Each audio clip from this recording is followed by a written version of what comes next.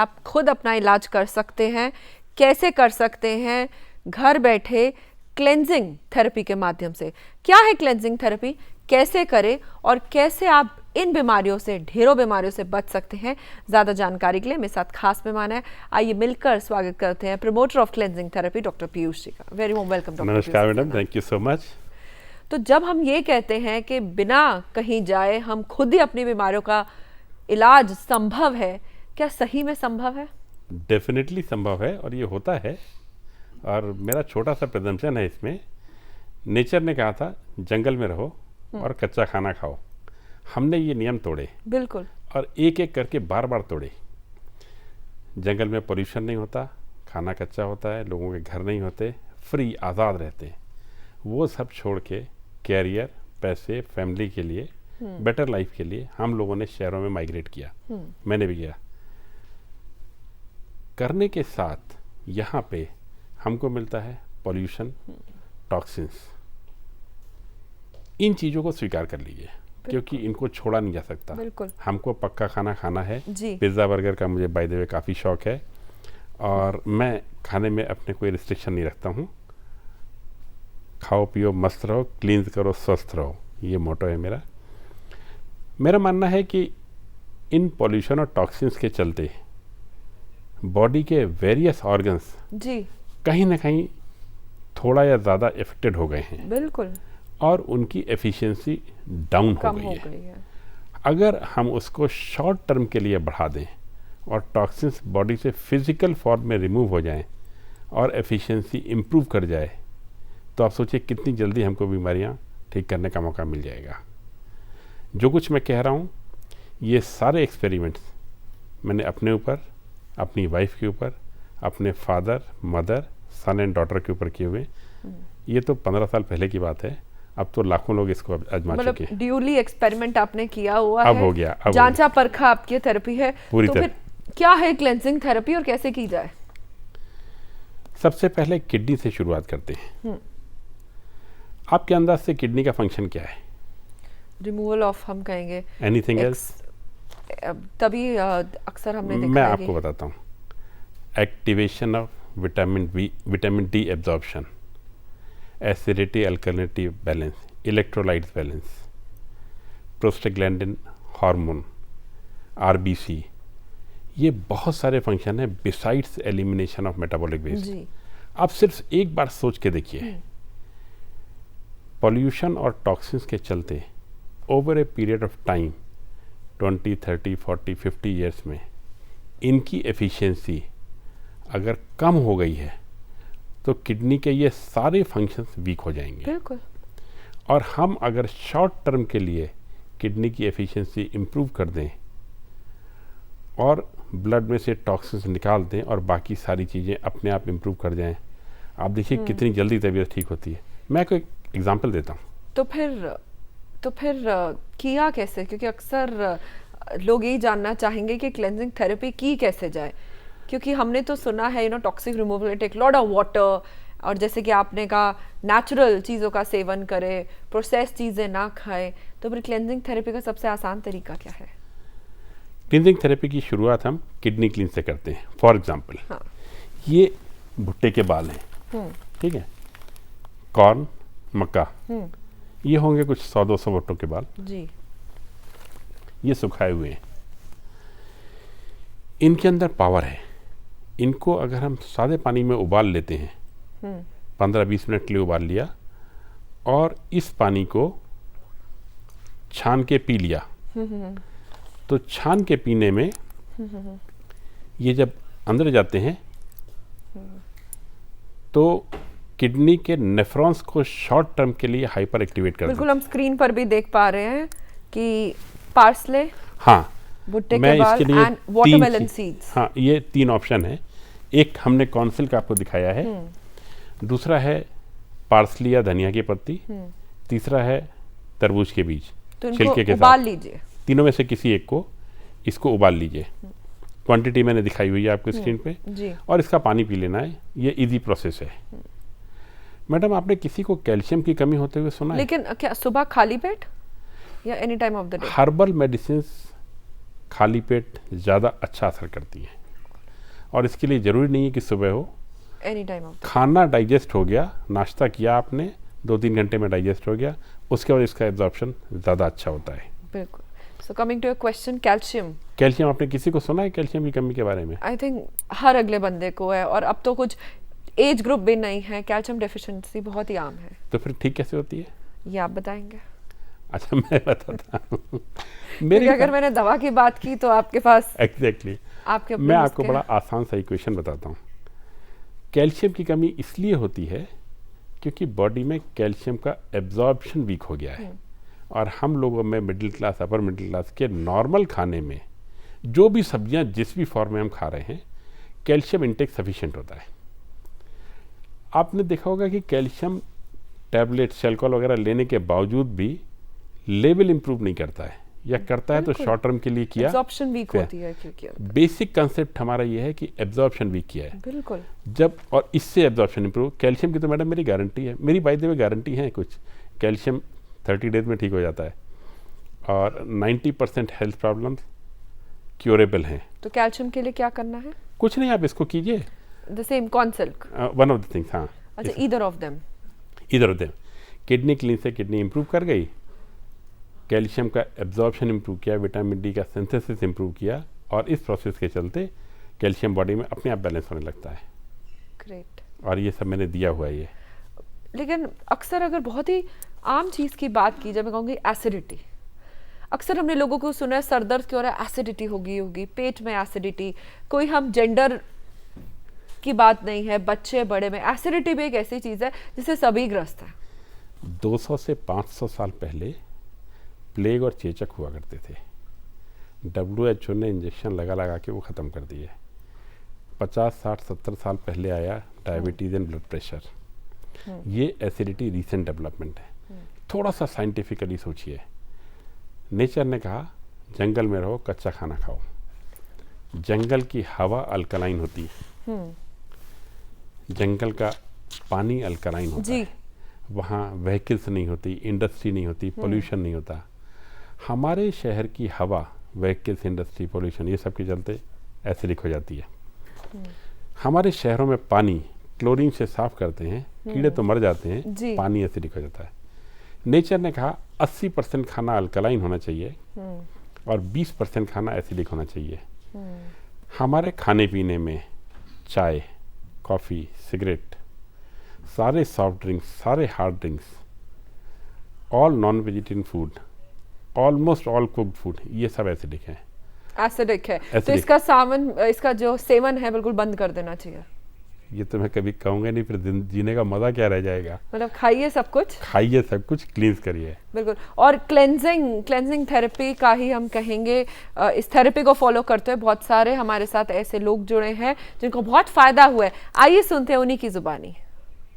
6-7 साल पहले मेरा वजन करीब 12 किलो बढ़ गया था, और उस वजन की वजह से मेरे जोड़ों में काफ़ी दर्द हो गया था, और चूँकि एक विशियस साइकिल क्रिएट हो गया था, जोड़ों की दर्द की वजह से मैं चल नहीं पाता था, चलता नहीं था, तो वेट बढ़ रहा था। फिर डॉक्टर सक्सेना से मुलाकात हुई, और आज आप देख रही हैं कि मैं वापस दौड़ रहा हूँ। सुबह 8 किलोमीटर दौड़ के आया हूँ। हमने मेथी दाना पत्ता खाया, और गेंदे के फूल के पत्तों को सुखा के उसका काढ़ा बना के पिया, मेथी दानों को चबा के खाया, दालचीनी को बॉईल करके पानी उसका पिया, कैस्टर ऑयल का पैक लगाया मैंने, जो लगातार 3 महीने तक चला, और उसके बाद मैंने कंसीव किया 2018 में मार्च को। इतना बढ़िया रिजल्ट मिला कि 3 वीक पहले मेरा जो 9.2 पहुंच गया था, और उसको नॉर्मल आने में 1 महीना लगता है, लेकिन मैंने आज 3 वीक बाद ही टेस्ट कराया, तो इतना बढ़िया रिजल्ट आया कि उसको आप सोच ही नहीं सकते, जो कि मेरा 2.9 आ गया है। तो 2.9 तो मेरा अभी 10 साल तक कभी भी नहीं रहा। बताना बिल्कुल। तो बिना दवाओं के भी हम स्वस्थ रह सकते हैं, ये जान रहे हैं हम डॉक्टर पीयूष से। तो फिर क्लेंजिंग की बात की, एसिडिटी की बात की, किडनी की क्लेंजिंग की बात की, लिवर की अक्सर हम बात करते हैं, लिवर को भी कहा जाता है लिवर बॉडी की केमिकल फैक्ट्री बॉस, बिल्कुल है ना। इसको क्लींस करने के लिए एक प्रोसेस फॉलो करना होती है। शाम को 6 बजे 8 बजे ये एप्सम सॉल्ट लेना पड़ता है, रात को 10 बजे ये एक्स्ट्रा वर्जिन ऑलिव ऑयल है, किसी भी कंपनी का ले सकते हैं, इसको लेना होता है, इसको जूस के साथ मिला के लेना होता है। जूस के साथ मिलाकर fruit juice, extra virgin olive oil. जी जी। आपको रॉ ऑयल बस उसमें मिक्स करके हैव टू टेक दैट। हाँ, रॉ ऑयल मिला के रॉ जूस के साथ ये ऑयल मिला लेते हैं और ले लेते हैं। और अगले दिन सुबह 6 बजे फिर सॉल्ट लेना होता है, सुबह 8 बजे फिर ऑयल लेना होता है, सुबह 10 बजे फिर सॉल्ट लेना होता है। हर 4-4 घंटे बाद? नहीं, 6 8 10 6 8 10। रात शांति से गुजरती है, रात में कोई इशू नहीं आता। डायरिया होता है, और मॉर्निंग में जो डायरिया होता है उसमें फिजिकल फॉर्म में एलडीएल कोलेस्ट्रॉल ग्रीन स्टोन्स के फॉर्म में निकलता है, एंड एवरीबडी फील्स कि हाँ जहर निकल गया। बिल्कुल। और बस मज़ा आ जाता है ज़िंदगी का। मैडम, मैं ये सब करने का किसी से कोई फीस नहीं लेता हूँ जी, कोई प्रोडक्ट नहीं प्रमोट करता हूँ, और किसी से कोई डोनेशन नहीं एक्सेप्ट करता हूँ।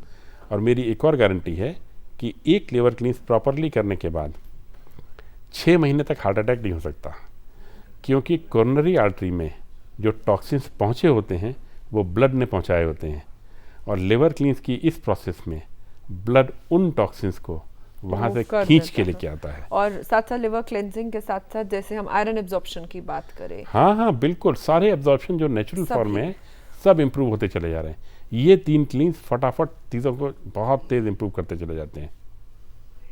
बिल्कुल। और अगर हम अक्सर अब लाइफ, जैसे आपने कहा फास्ट फूड बहुत सब खाया खाइए जाता ना, है, लाइफ एंजॉय करने के लिए। कुछ नेगेटिव इम्पैक्ट नहीं है क्लींजिंग का लिवर क्लेंजिंग हमने किया तो आपने जैसे कि बताया कि फास्ट फूड हो, खासतौर से बच्चे जो हमारा कार्यक्रम देख रहे हैं, हाँ? उनको लगा होगा कि अब बिल्कुल उनकी माएं मना नहीं करेगी और हैव होग ऑन एनी काइंड लेकिन ऑफ साथ में ये करते रहें, क्लीन तो करते रहें। इसके लिए कुछ ये मेरी किताब है जी इसमें मैंने 12 क्लींस दिए हुए हैं। जी मैंने 7 क्लींस पे वीडियो बनाए हुए हैं जो यूट्यूब चैनल पे और मेरी वेबसाइट पे अवेलेबल है।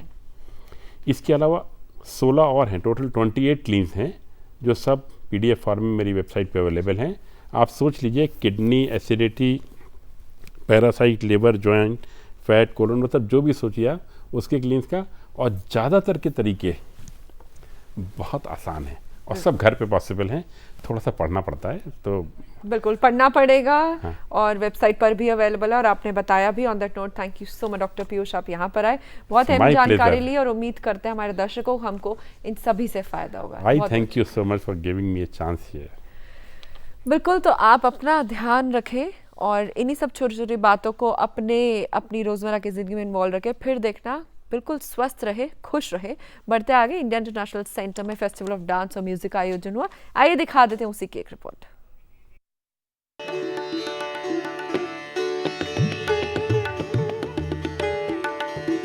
पिछले दिनों दिल्ली के इंडिया इंटरनेशनल सेंटर में वसंत उत्सव पर आधारित शास्त्रीय संगीत के कार्यक्रम का आयोजन हुआ।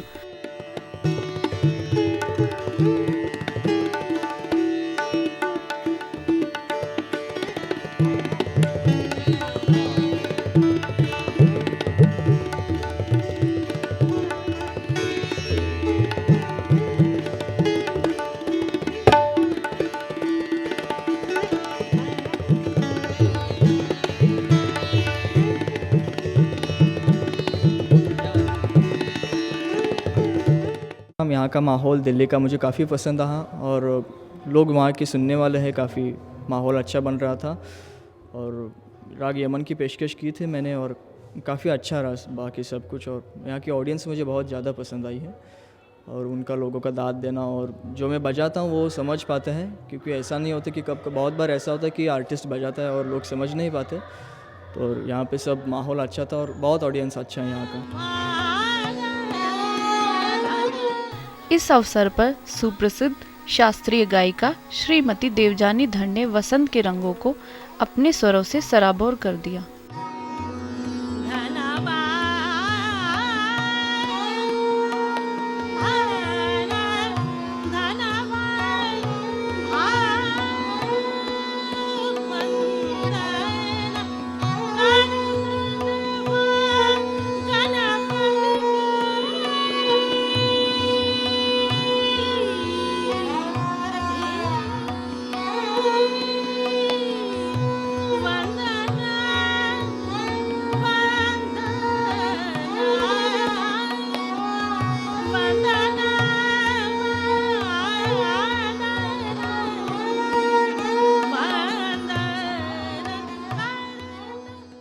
सुनने वालों के लिए, मेरे गुरुजनों के लिए, मेरे माता पिता और सबसे पहले ईश्वर के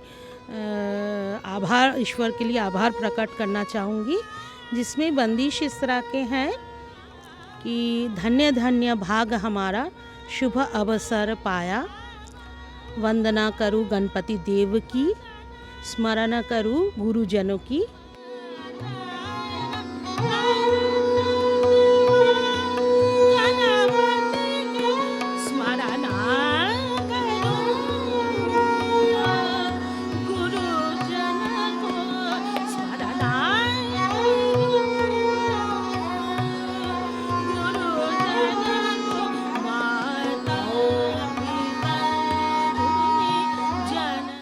देवजानी दर्जी से मैं 6 ईयर से सीख रही हूँ music vocal, Indian classical vocal. लेकिन मतलब उन जैसा गुरु मिलना मेरे लिए बहुत सौभाग्य की बात है।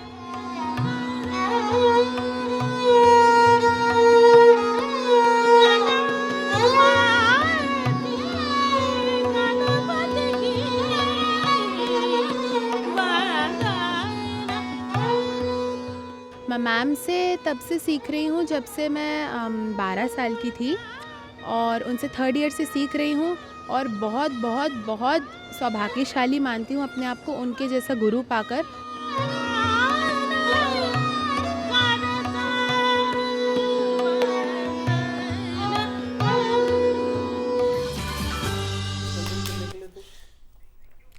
तो अब है हमारे हेल्थ सेगमेंट की बारी, जिसमें हम बात करेंगे सर्वाइकल स्पॉन्डिलाइटिस के बारे में। क्या है कारण, क्या है ट्रीटमेंट, और सबसे महत्वपूर्ण कैसे बचा जाए। We will be giving you prevention tips for cervical spondylitis. मेरे साथ बहुत खास मेहमान जुड़े हैं, आप भी चर्चा में जुड़ सकते हैं। घर बैठे लोग, अगर आपका इस विषय से जुड़े कोई भी सवाल हो, सुझाव हो, तो आप डायल कर सकते हैं ये नंबर 23097524, दैट्स 23097524। दिल्ली से बाहर या मोबाइल से कॉल करें तो दिल्ली का STD कोड 011 ज़रूर लगाएं। तो हमारे साथ सर्वाइकल स्पॉन्डिलाइटिस के लिए जुड़े हैं head of department neurosurgery AIIMS से डॉक्टर शशांक शरद काले। वेरी वेलकम डॉक्टर काले। नमस्कार। सर्वाइकल स्पॉन्डिलाइटिस आई थिंक अब ये घर घर सुना जाता है। How common is this problem? गर्दन में दर्द तो बहुत कॉमन है, लेकिन हर गर्दन में दर्द सर्वाइकल स्पॉन्डिलाइटिस नहीं होता जी। तो लोग अक्सर ये सोचते हैं कि मेरे गर्दन में दर्द है तो मुझे सर्वाइकल स्पॉन्डिलाइटिस। ऐसी बात नहीं है। गर्दन में दर्द बहुत सारे कारणों से हो सकता है। सिंपल मसल स्पैज़म हो सकता है, अगर ठीक से ना सोए हो या करवट ठीक से ना ली हो या गर्दन थोड़ी सी टेढ़ी रही हो, मसल स्पैज़म से भी गर्दन में दर्द हो सकता है। और लोग सोचते हैं कि मुझे सर्वाइकल स्पॉन्डिलाइटिस हो गया। ऐसा नहीं है। सर्वाइकल स्पॉन्डिलाइटिस हम तभी कह सकते हैं जब किसी डॉक्टर की सलाह पे कोई एक्सरे या MRI या CT स्कैन या कुछ हो और उसमें अगर निष्कर्ष निकले कि सर्वाइकल स्पॉन्डिलाइटिस है, तभी हम कह सकते हैं कि हाँ ये सर्वाइकल स्पॉन्डिलाइटिस है। तो हर गर्दन का दर्द सर्वाइकल स्पॉन्डिलाइटिस नहीं है। तो फिर कब पता चलेगा कि आपको एक एक्सपर्ट के पास जाना है? अक्सर आपने जैसे कहा गर्दन में दर्द है, आप घरेलू नुस्खे करते हैं, आप सिकाई करते हैं, आप एक्सरसाइज भी करते हैं, जो कि शायद एक्सरसाइज की भी ना, this might be few exercise which you should not do. तो फिर कब लगता है कि आपको you should go to an expert and get it checked? अगर गर्दन में दर्द के साथ साथ वो दर्द हाथ में उतर रहा हो या कंधे तक आ रहा हो या कोहनी तक आ रहा हो या पंजे में आ रहा हो या उंगलियों में आ रहा हो, गर्दन में दर्द के साथ अगर हाथ में झंझनाहट हो रही हो या नमनेस, सुनपना जिसे कहते हैं, वो सुनपना हो या कमज़ोरी आने लग जाए, जो आप चीज़ें पकड़ते हैं, उठाते हैं, दबाते हैं, ग्रिप में कमज़ोरी आए या चीज़ उठाने में, अगर ये लक्षण आने लग जाए तो डॉक्टर के पास ज़रूर जाना चाहिए जी। उसके अलावा अगर गर्दन में दर्द हो और वो 2-4 दिन में या घरेलू नुस्खे या सिकाई से ना गया तो फिर ज़रूर डॉक्टर को दिखाना चाहिए। तो फिर जब हम प्रिवेंशन की बात करते हैं, सबसे पहले तो कोई बीमारी हो ही ना, लेकिन आजकल की हमारी इस लाइफस्टाइल में शायद छोटी उम्र में भी इतने भारी भारी बैग्स बच्चों को उठाने पड़ते हैं, right from a lifestyle to schooling to सोना। I think we are in a wrong circle. तो फिर कैसे बचा जाए इससे? इससे बचने के बहुत सिंपल तरीके हैं। एक तो है गर्दन की पोजीशन। जब आप बैठें आपकी बैक सीधी होनी चाहिए, गर्दन आगे झुकी ना हो। अगर आप कंप्यूटर स्क्रीन पे बैठ के काम कर रहे हैं तो कंप्यूटर स्क्रीन आपकी आंखों के लेवल पे होना चाहिए, आपकी आंखें सीधी रहें, नीचे ना झुके। अगर आप लिख रहे हैं या पढ़ रहे हैं तो जो भी पढ़ रहे हैं उसको आप रेज कर लीजिए आंखों के लेवल तक, ताकि गर्दन ना झुके। तो ये एक सिंपल तरीका है। दूसरा है तंदुरुस्त रहिए, रेगुलर एक्सरसाइज करिए, सारे मसल्स की टोन अच्छी होनी चाहिए। अगर आप स्वस्थ रहेंगे, तंदुरुस्त रहेंगे, मसल्स आपकी ठीक काम करेंगी तो सर्वाइकल स्पॉन्डिलोलाइटिस की बीमारी से आप बहुत हद तक बच सकते हैं। और डाइट भी इम्पोर्टेंट है इसमें? बिल्कुल है। तो तंदुरुस्ती, गर्दन की तंदुरुस्ती 3-4 चीज़ों पे निर्भर करती है। एक, हड्डियाँ मजबूत होनी चाहिए, उसके लिए कैल्शियम और विटामिन डी की मात्रा अच्छी होनी चाहिए। आम तौर पे अगर आपका नॉर्मल डाइट है जिसमें दूध, दही, घी, मक्खन, क्रीम, पनीर, ये सब की मात्रा अच्छी है तो नॉर्मली कैल्शियम उसमें से मिल जाता है। लेकिन अगर किसी वजह से आप एलर्जिक हैं या आप दूध नहीं पसंद करते हैं या मिल्क प्रोडक्ट्स नहीं पसंद करते हैं तो फिर आपको सप्लीमेंट लेने की ज़रूरत है। और विटामिन डी तो भगवान की दया से नेचुरली अवेलेबल है। धूप में आजकल बच्चों को रोकते हैं कि धूप में मत जाइए, मत खेलिए, लेकिन वो बहुत ज़रूरी है धूप। और धूप से जो विटामिन डी मिलता है वो 18-20 साल की उम्र तक वो बैंक की तरह जमा होता रहता है हड्डियों में। तो बल्कि 18-20 साल की उम्र तक खेलना चाहिए, धूप में जाना चाहिए, ताकि वो बैंक में आपका बैलेंस बढ़ता रहे। हाँ बिल्कुल। तो फिर आपने डॉक्टर साहब, यू स्टार्टेड विद कैल्शियम। अक्सर हमने देखा छोटे बच्चों को भी या फिर एडल्ट्स भी बिना टेस्ट कराए कैल्शियम सप्लीमेंट्स दे रहे हैं, क्या ये एक गलत स्ट्रैटेजी है? हाँ, वो गलत है। उससे फ़ायदा हो ना हो, नुकसान तो नहीं होता, इसलिए कुछ पता नहीं चलता है, लेकिन नहीं लेना चाहिए। जब तक डॉक्टर की सलाह ना हो कोई भी सप्लीमेंट भी ना लें। विटामिन डी भी अक्सर हमने देखा है लोगों का it's not only below average ही रहा है।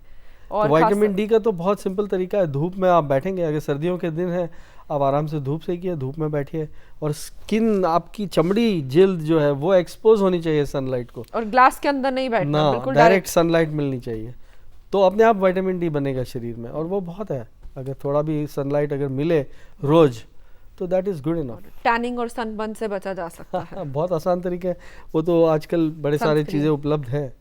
वो सन टैन से बचने के लिए आप वो क्रीम लगा सकते हैं, लेकिन वो क्रीम तो तब लगती है जब बहुत गर्म हो और आप धूप में बहुत ज़्यादा निकल रहे हो। ये तो आपको इलाज के तौर पे धूप में बैठना है, तो इसके लिए तो आई थिंक थोड़ा टैनिंग हो भी जाए तो उसका कोई हर्ज नहीं है। बिल्कुल। तो coming back to cervical spondylitis, तो फिर डॉक्टर प्रिवेंशन की हमने बात की, कुछ ऐसी एक्सरसाइजेस भी हैं जिसके तरीके से हम अपनी नेक को स्ट्रॉन्ग, स्टिफ और एक्टिव रख सकते हैं? एक तो बहुत सिंपल एक्सरसाइज है जो मैं अभी भी टीवी पे भी बता सकता हूँ। बाकी की एक्सरसाइज के लिए किसी एक्सपर्ट की सलाह से ही जाना ज़रूरी है, क्योंकि उसमें नेक की मूवमेंट्स होती हैं, और नेक की मूवमेंट बिना किसी एक्सपर्ट सलाह की या बिना सलाह की देखरेख की खुद करना ठीक नहीं है। लेकिन कुछ एक्सरसाइज जो मैं बताऊंगा उसको आप घर पे ही कर सकते हैं। बहुत सिंपल है। आप एक हाथ अपना सिर के एक तरफ रखिए, हाथ से सिर को धक्का दीजिए और सिर से हाथ को धक्का दीजिए, और देखिए कि आपकी गर्दन की मसल्स टेंस हो जाएंगी। मतलब हिलना नहीं चाहिए, ना ही हाथ हिले ना ही बिना हिलाए। ऐसे ही दूसरी तरफ, ऐसे ही सामने, इट हैज टू गो आगे and then at the back. तो अगर ये आप कुछ मिनट रोज भी करें, दिन में 2-3 बार 5 मिनट के लिए करें, 1 मिनट इस तरफ, 1 मिनट इस तरफ, एक आगे एक पीछे, 4 मिनट दिन में 3 बार, that is good enough. That's good exercise for the neck muscles, and I think simple enough. बिल्कुल सिंपल, और मूवमेंट भी नहीं है इसमें, तो कुछ नुकसान का खतरा भी नहीं है, क्योंकि मूवमेंट अगर बहुत ज़्यादा हो जाए या गलत तरीके से हो जाए तो उसमें नुकसान भी हो सकता है, इसलिए वो किसी एक्सपर्ट की देखरेख में करना ज़रूरी है। लेकिन ये एक्सरसाइज तो इतनी सिंपल है कि आप खुद भी कर सकते हैं। बिल्कुल। और आपने कैल्शियम की बात की, कुछ ऐसे मल्टीविटामिन्स भी होते हैं हम स्ट्रेंथनिंग ऑफ द मसल्स या फिर नर्व्स के लिए लेते रहते हैं। मैं ये नहीं कह रही बिना डॉक्टर की सलाह के, but over a long period of time, कि नहीं 2 महीना, 6 महीना, साल भर हो गया, क्या वो भी एक गलत नहीं? हाँ, वो गलत ट्रेंड है, वो नहीं लेना चाहिए। अपने आप कोई भी सप्लीमेंट दवाई के रूप में नहीं लेना चाहिए। It should only be done after a due examination by a doctor और एन एक्सपर्ट। उनकी सलाह से ही चलना है, ताकि वो सही वक्त निर्धारित कर दें कि आपको 1 महीना लेना है या 2 महीने लेना, 3 महीने। ऐसे ही ज़िंदगी भर खाना तो वो ठीक नहीं है। बिल्कुल। तो मतलब दर्द हो तो सही समय पर आप विशेषज्ञ के पास जाएं, दवा बिना एक्सपर्ट ओपिनियन के ना ले। ज्योति राणा हमारे साथ गाजियाबाद से जुड़ी है, let's take her question. Hello. Hello ji Jyoti ji, अपना सवाल कीजिए। मेरी गर्दन में काफी तेज दर्द होता है, मतलब मैं कॉल सेंटर में वर्कआउट करती हूँ। कॉल सेंटर में काम कर जी, तो हो सकता है कि इनकी पोजीशन जब ये काम पे होती हैं तब इनकी पोजीशन आगे झुकी हो या गर्दन की पोजीशन ठीक ना हो। तो मैं तो ये सलाह दूंगा कि इनको रेगुलर गर्दन की एक्सरसाइज, जो सिंपल एक्सरसाइज मैंने अभी बताई, वो इनको कम से कम दिन में 3 बार रोज़ करनी चाहिए। या गर्म पानी की सिकाई करें, गर्म पानी की थैली रखें, सिकाई करें, या आजकल हीटिंग पैड आते हैं, हीटिंग पैड्स वो रखें। अगर उससे 2-4 दिन में आराम ना आए तो फिर किसी एक्सपर्ट की सलाह लें। बिल्कुल। और जैसे इन्होंने बताया कॉल सेंटर में काम करते हैं, हमारे वर्क पैटर्न भी आजकल ऐसा होता है, night shift, late night shift, early morning shift, जिसके कारण जो आपका बॉडी बैलेंस है वो बिगड़ जाता है। And I think stress added on वो और प्रॉब्लम को वर्सन कर देता है। तो क्या स्ट्रेस के कारण भी दर्द होता है? स्ट्रेस के कारण मसल्स में स्पैज़म हो सकता है।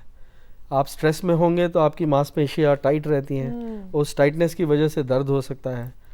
तो स्ट्रेस के लिए तो भाई स्ट्रेस रिलीफ हर इंसान के लिए अलग अलग नुस्खे होते हैं। स्ट्रेस रिलीफ किसी को मैगज़ीन पढ़ के रिलीफ मिलता है, किसी को टीवी देख के मिलता है, किसी को कोई गेम खेल के मिलता है, किसी को कोई स्पोर्ट, एक्टिव स्पोर्ट में इंटरेस्ट होता है, उससे उसको रिलीफ मिलता है। तो इन सब चीज़ों, जो भी नुस्खा आपके लिए ठीक है वो ज़रूर कीजिए। कुछ ना कुछ आपकी दिनचर्या में ऐसा वक्त होना चाहिए जो सिर्फ आपके लिए हो। बिल्कुल।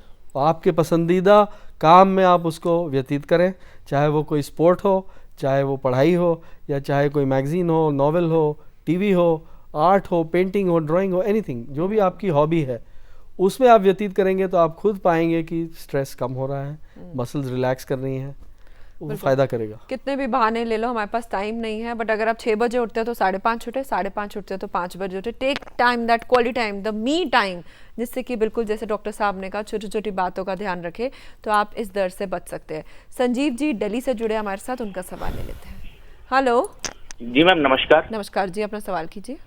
जी मैम, एक बार ने देखा है कि आप गर्दन में ना ऐंठन सी हो जाती है, तो वो 1 हफ्ते तक रही, तो उस संदर्भ में क्या करना चाहिए? क्या वो आगे स्पॉन्डिलाइटिस बन सकती है? 1 हफ्ते बाद वो खुद ही ठीक हो गई थोड़ी मालिश वालिश करने से, तो इस संदर्भ में थोड़ा बताएं मुझे।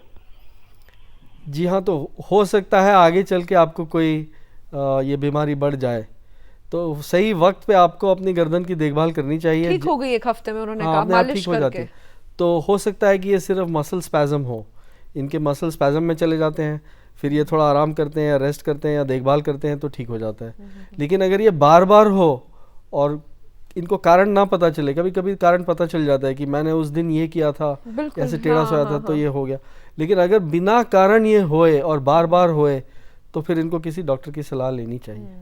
बिल्कुल। आपने कहा टेढ़ा सोए, अक्सर हमने देखा है कि पिलो कैसा ले, मार्केट में in number of options are available, और समझ नहीं आता कैसा पिलो ले ना ले। साथ साथ मैट्रेस की भी कितने इंचेस बड़ा होना चाहिए, ह्यूज होना चाहिए, हार्ड होना चाहिए, सॉफ्ट होना चाहिए, मेमोरी फोम होनी चाहिए, क्या करें? गर्दन के लिए तो अगर आप चित लेटे हो तो किसी पिलो की जरूरत नहीं होती, तो neck will fall back. It won't fall back, it will remain at the level of your back. अच्छा, ऐसे आप लेटेंगे सीधे तो वो उसी लेवल पे रहेगा जिस लेवल पे आपके कंधे हैं या पीठ है या कमर है। लेकिन अगर आप करवट पे लेटे हो तो ज़रूर गर्दन आपकी लटकेगी। तो जब आप करवट लेटें तब जितना डिस्टेंस आपके कंधे और कान के बीच में है वो डिस्टेंस कवर करने के लिए पिलो होना चाहिए। ये अगर आप करवट पे लेटे हैं तो ऐसे गिर जाएगी गर्दन, बिल्कुल। उसको सीधा रखने के लिए ये जो डिस्टेंस है इतना पिलो होना चाहिए ताकि गर्दन सीधी रहे। That is all. पर बहुत सारे लोगों को बचपन से आदत होती है बिना पिलो के, वो करवट भी लेट जाते हैं, उनको कुछ नहीं होता। तो ये पिलो का साइज और पिलो ये आदत की बात है, इससे सर्वाइकल स्पॉन्डिलाइटिस का कोई खास लेना देना नहीं है। लेकिन अगर है किसी को cervical spondylitis then he should avoid using big pillows, ताकि गर्दन सीधी रहे। That is the purpose of avoiding a pillow. बिल्कुल। और फोन लाइन पर दिल्ली से चंद्रशेखर हमारे साथ जुड़े हैं। Let's take his next question. Hello hello Chandrashekhar ji, आप सुन पा रहे हैं हमारी आवाज? नहीं जुड़ पा रहे उन तक। और ठीक है, बात हमारी उसकी रही। और पोस्चर की हम बात करते हैं, आपकी लाइफस्टाइल की बात करते हैं। लाइफस्टाइल डिजीजेस बहुत होती है अक्सर, ये हमने देखा है बहुत सारी बीमारियों के कारण बैक एक हो जाती है। बैक एक कंडीशन हो जाती है, नेक पेन एक सेकेंडरी कंडीशन हो जाती है, जाने अनजाने आपको ये भी नहीं पता चलता, तब क्या करें? तो जैसे मैंने कहा कि जो भी आपकी एक्सरसाइज रूटीन है उसी को फॉलो करें, लेकिन उसमें ये गर्दन की स्पेशल एक्सरसाइज जरूर जोड़ दे। ये 4-5 मिनटों की बात है, लेकिन उससे फोकस नेक की मसल्स पे होगा और बहुत सिंपल है, एक तरफ हाथ रखना है, जोर लगाना है, दूसरी तरफ आगे पीछे। तो इसको अगर आप जोड़ ले अपने रेगुलर एक्सरसाइज रूटीन में, चाहे आप योगासन करते हो या कोई दूसरी एक्सरसाइज करते हो, जो भी आप करते हो, उसके साथ ये चंद मिनटों का एक्सरसाइज स्पेसिफिकली गर्दन के लिए, तो वो बहुत आसान रहेगा। उससे गर्दन के मसल्स की टोन बराबर रहेगी और उससे आगे चल के सर्वाइकल स्पॉन्डिलाइटिस से बच सकते हैं। बिल्कुल, तो मतलब बहुत ही आसान एक्सरसाइज है, दिन में 2-3 बार भी करेंगे तो हमें फ़र्क महसूस होगा। चंद्रशेखर जी फिर से जुड़े हमारे साथ, आइए उनका सवाल ले लेते हैं। हेलो चंद्रशेखर जी, क्या आप हमें सुन पा रहे हैं? No, I think there is some technical fault, हम उनसे नहीं जुड़ पा रहे हैं। और अक्सर हमने देखा है मसाजिंग चेयर्स मार्केट में अवेलेबल है, बहुत ऐसी थेरेपीज अवेलेबल है, हेड मसाज कहें, बैक मसाज कहें, स्पास कहें, तो क्या ये भी एक रिलैक्सेशन का जरिया है या फिर ये भी एक रॉन्ग रेमेडीज है? 2-3 चीज़ें इसमें जानना ज़रूरी है।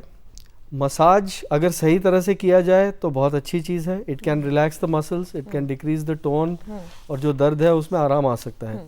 लेकिन अगर गलत तरीके से कर दिया जाए तो उससे खतरा भी है। तो किसी तजुर्बेकार आदमी से, जिसको एक्सपीरियंस है या जो फिजियोथेरेपी में ट्रेंड है, उनसे अगर आप मसाज और एक्सरसाइज कराएं तो वो ज़्यादा बेटर है, बजाय इसके कि आप किसी अनट्रेंड आदमी से कराएंगे तो उसमें नुकसान। सेकंड, जहाँ तक हो सके एक्सट्रीम मूवमेंट नेक की, या तो दाईं तरफ बहुत ज़्यादा या बाईं तरफ बहुत ज़्यादा या ऊपर नीचे, किसी भी तरफ बहुत ज़्यादा एक्सट्रीम मूवमेंट ना हो। जितनी कम मूवमेंट के साथ आप करेंगे उतना सेफ है। अगर नेक मूवमेंट के साथ एक्सरसाइज करनी है तो वो अंडर सुपरविजन हो, किसी ट्रेंड फिजियोथेरेपिस्ट के अंडर हो, जिसको मालूम है कि फिजियोलॉजिकल लिमिट के अंदर रह के क्या एक्सरसाइज हो सकती है। अगर बहुत ज़्यादा मोड़ दिया, बहुत ज़्यादा इधर उधर मोड़ दिया तो उससे नुकसान हो सकता है, और सर्वाइकल स्पॉन्डिलाइटिस की जगह और भी चीज़ें हो सकती है जो कि ना ही होनी चाहिए। मतलब you have to be really cautious. एक और फोन लाइन पर कॉलर जुड़े हमारे साथ, आइए उनका सवाल ले लेते हैं। हेलो हेलो,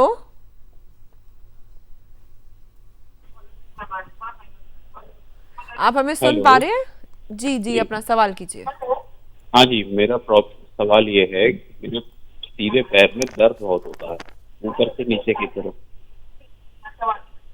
मेरे पूरे पैर में दर्द होता है ऊपर से नीचे की तरफ, एक पैर में, और ये महीने में 2 महीने में एक बार होता है। तो ये दर्द अगर पीठ से शुरू होके पैर में जाए, या कमर से शुरू होके पैर में जाए, या गर्दन से शुरू होके हाथ में जाए, तो ये निशानी हो सकती है कि कोई एक नस दब रही है। मैं ये नहीं कह रहा कि हर ऐसा दर्द का मतलब यही है कि आपकी नस दब रही है, लेकिन ये निशानी हो सकती है। तो अगर ये चीज़ आपको बार बार हो रही है तो बेहतर ये होगा कि आप किसी डॉक्टर की सलाह लें। अगर एक्सरे की ज़रूरत है तो एक्सरे कराएं, ताकि ये पता लगाया जाए कि ये क्यों दर्द आपका नीचे जा रहा है। जी बिल्कुल, मतलब सही समय पर डॉक्टर के पास जाए। On that note, thank you so much doctor काले हमारे साथ जुड़ने के लिए, बहुत इंपॉर्टेंट बातें बताई हम सबको, हमें हमारे दर्शकों से बहुत बहुत फायदा होगा। On that note, thank you so much. तो बस prevention is always better than cure, और प्रिवेंशन बहुत आसान टिप्स है जिससे कि आप गर्दन के दर्द से, सर्वाइकल स्पॉन्डिलाइटिस से बच सकते हैं। ऑन दैट नोट दीजिए हमारी पूरी टीम को इजाजत। नमस्कार।